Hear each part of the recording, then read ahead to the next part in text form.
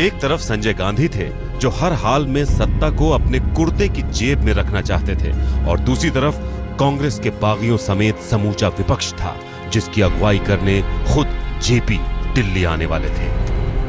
इन सब के बीच सत्ता पक्ष और विपक्ष में मोर्चाबंदी तेज हुई तो संजय के समझाने पर इंदिरा ने 20 जून को पोर्ट क्लब पर एक जबरदस्त रैली की। My duty to see that nothing is done anywhere in any corner of the world which can cast any reflection on this character of the Indian people. इस रैली में 10 लाख लोगों के आने की खबर आई, लेकिन इससे भी बड़ी खबर यह थी कि इंदिरा का फैमिली एल्बम पोर्ट क्लब पर दिखा। दोनों बेटे राजीव और संजय, दोनों बहुएं सोनिया और मेनका, और पोते राहुल और पोती प्रियंका। उस रैली में इंदिरा भावुक भी हुई और विपक्ष पर हमलावर भी। मेरे चरित्र के बारे में क्या-क्या लिखा गया है? इस बोट क्लब पर इंदिरा की उस रैली को दूरदर्शन पर 25 मिनट तक दिखाया गया, और इस पर दूरदर्शन ने उस जमाने में करीब 7,500 रुपए खर्च किए। इतना ही नहीं, अपने भाषण के आखिर में इंदिरा ने कहा था कि अब आप घर जाइए और बॉबी फिल्म का मजा लीजिए।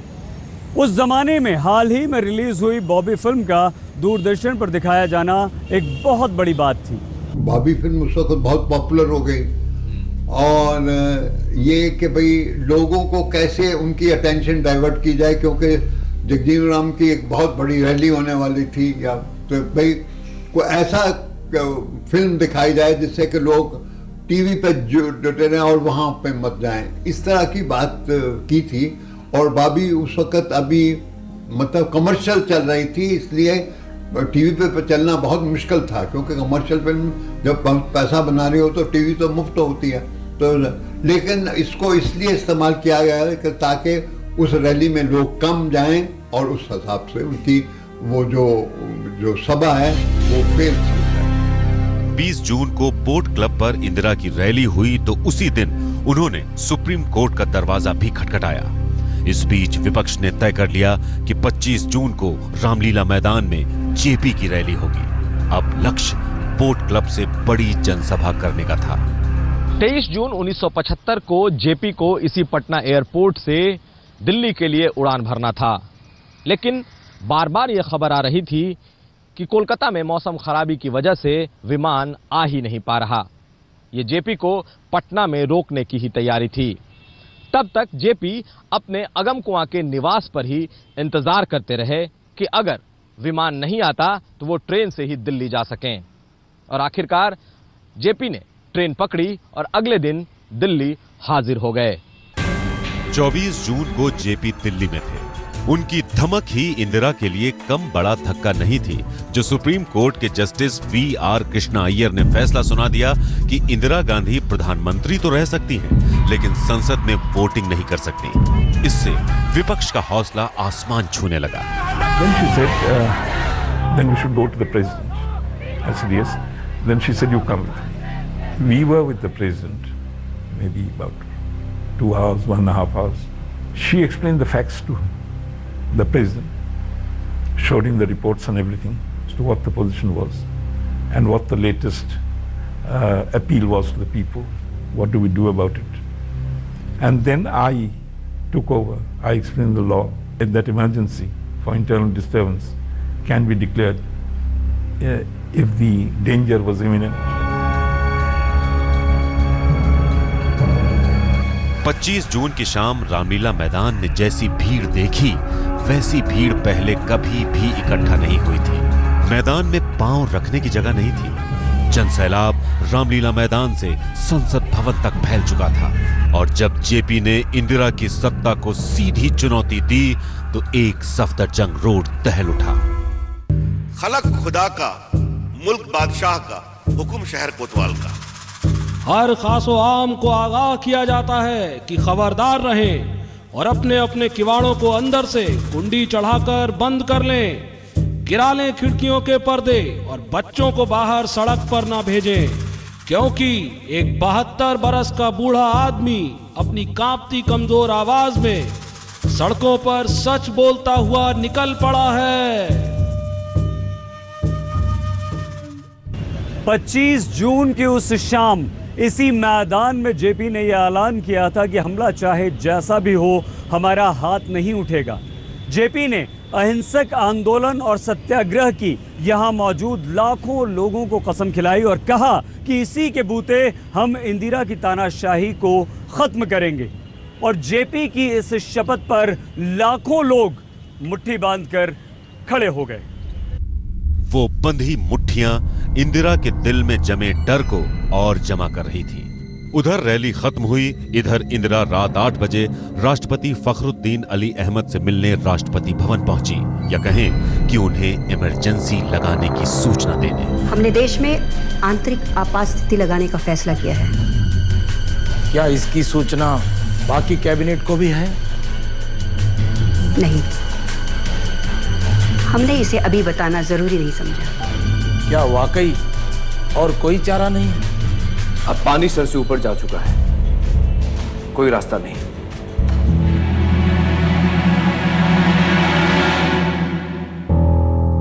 पच्चीस जून की उस रात करीब 11 बजे इंदिरा गांधी ने अपने गृह मंत्री ब्रह्मानंद रेड्डी को बुलाया।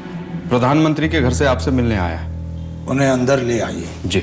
और उसके 1 घंटे बाद सरकारी हरकारा इमरजेंसी का मसौदा लेकर राष्ट्रपति भवन पहुंचा, राष्ट्रपति के दस्तखत के लिए। सर, मैडम ने मुझे आपसे इन पेपर्स पर हस्ताक्षर करवाने के लिए भेजा है।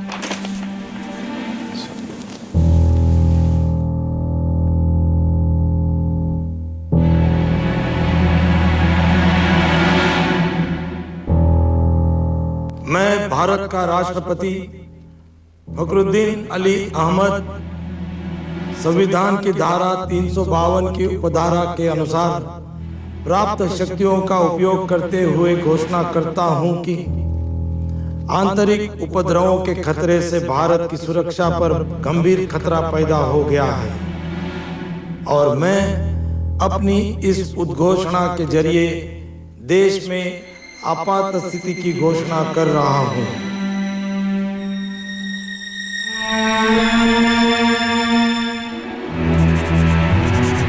आधी रात को जब राष्ट्रपति फखरुद्दीन अली अहमद ने आपातकाल के दस्तावेज पर हस्ताक्षर किए, उसके साथ ही हिंदुस्तान में लोकतंत्र इंदिरा गांधी और संजय गांधी का बंधक बन चुका था।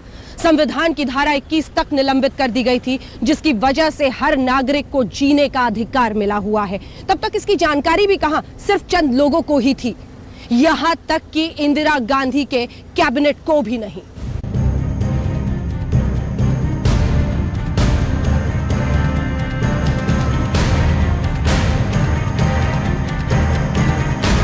छब्बीस जून की सुबह 6 बजे कैबिनेट की आपात बैठक बुलाई गई, जिसमें किसी मंत्री ने इमरजेंसी पर चूं तक नहीं किया। सबने इसे सही ठहरा दिया। She called her cabinet and informed her about this. And cabinet approved wholly without any objection. Nobody objected.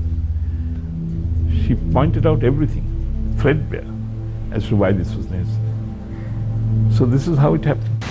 Indira Gandhi के मंत्रियों को भी सुबह होने के बाद ही पता चला कि इमरजेंसी लगी है, लेकिन दिल्ली पुलिस को सब पता था। ये भी पता था कि सबसे पहले किसे गिरफ्तार करना है, कौन सत्ता की आंखों में सबसे ज्यादा खटक रहा है। हम बात कर रहे हैं जेपी की। 25 जून की रात इसी गांधी शांति प्रतिष्ठान में जेपी रुके हुए थे, जब रात में पुलिस ने उन्हें जगाकर गिरफ्तार किया।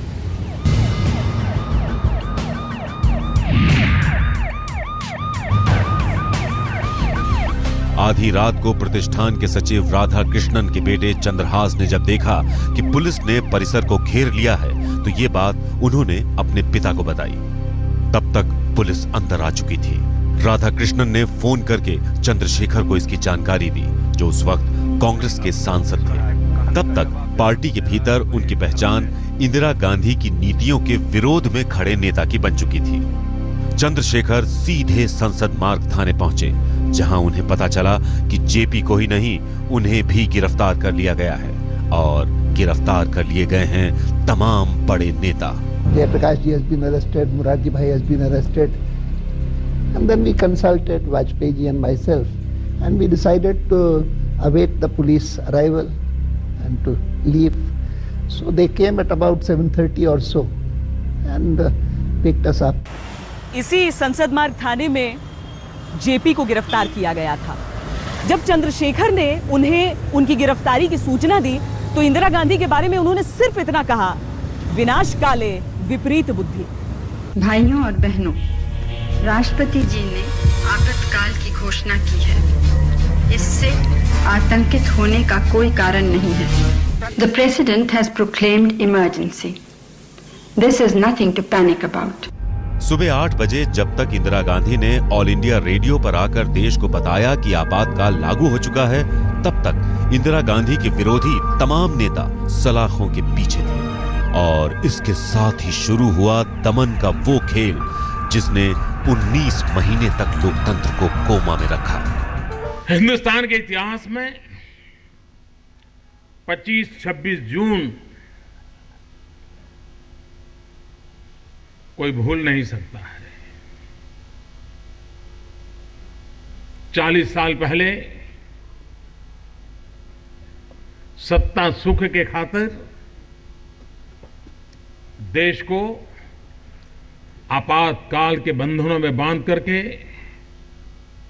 जेल खाना बना दिया गया था। सत्ता के गलियारों में बस इंदिरा के बेटे संजय गांधी की हनक थी और उसके हुक्म पर चलने वाली युवा कांग्रेस की टोली।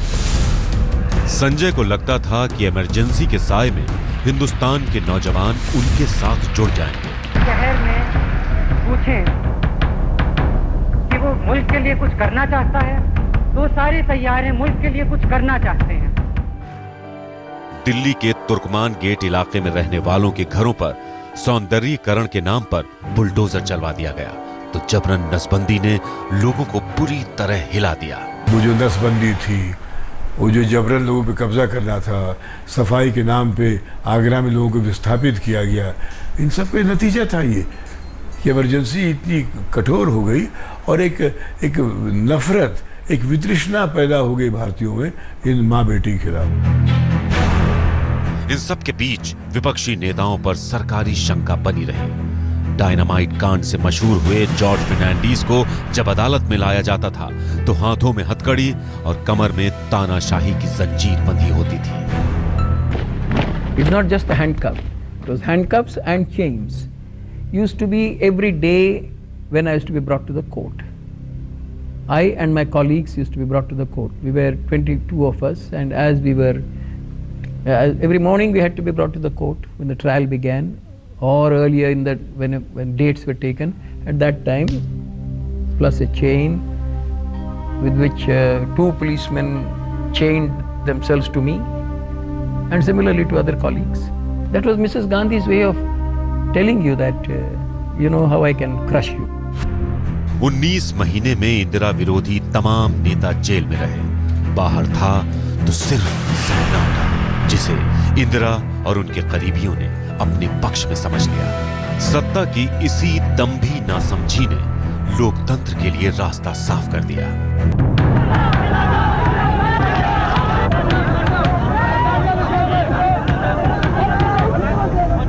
19 महीने में ही इमरजेंसी का साया देश पर से हट गया। 1977 के जनवरी महीने में जब इमरजेंसी हटी तो इंदिरा को यकीन था कि चुनाव करवाकर वो प्रचंड बहुमत से जीत जाएंगे। On the 16th of March, did write to her that we will get more at about 330-345 seats, and I cannot think of India. He wrote to her, I cannot think of India without you as Prime Minister. खुद JP को भी भरोसा नहीं था कि वो इंदिरा को हरा पाएंगे, लेकिन जाने माने पत्रकार और इमरजेंसी के खिलाफ जेल जा चुके कुलदीप नैयर का कहना है कि जेपी को जनता का मूड भांपने का आइडिया उन्होंने ही दिया। जेपी की पहल पर विपक्ष एकजुट हुआ। इंदिरा इससे परेशान तो हुई, लेकिन असली परेशानी कांग्रेस के अंदर से तब शुरू हुई जब जगजीवन राम, हेमवती नंदन बहुगुणा और नंदिनी सत्यपथी ने पार्टी छोड़ कांग्रेस फॉर डेमोक्रेसी बना ली और विपक्ष के साथ मिल गए। इसके बाद हुए 1977 के चुनाव में कांग्रेस बुरी तरह हार गई। इंदिरा हारी, संजय हारे और 19 महीने जेल में बिताए नेताओं को जनता ने अपना हीरो बना लिया। मिसेस गांधी, ये क्या हुआ?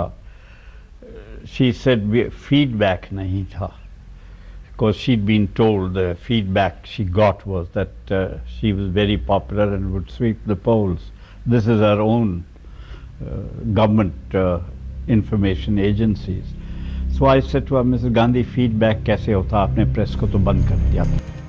1977 के चुनाव में व्यक्ति के तौर पर चाहे कोई भी जीता या हारा, लेकिन वास्तव में जीता लोकतंत्र और हारी तानाशाही। अजब संयोग था, 25 जून 1975 और उसके बाद फरवरी 1977, इसी बंगले में 19 महीने के दौर में इंदिरा गांधी को एहसास हुआ कि वो अब भी लोकप्रिय है। चुनाव का ऐलान करा दिया गया। मार्च में चुनाव हुए और सत्ता पलट गई और 19 महीने तक जो इमरजेंसी का ग्राउंड जीरो एक सफदरजंग रोड था, झटके में वो सारी परिस्थितियां मार्च में आकर बदल गई। लोकतंत्र का एक नया सूरज इस देश में उगा क्योंकि इमरजेंसी खत्म हुई। सब कुछ इसी घर ने देखा।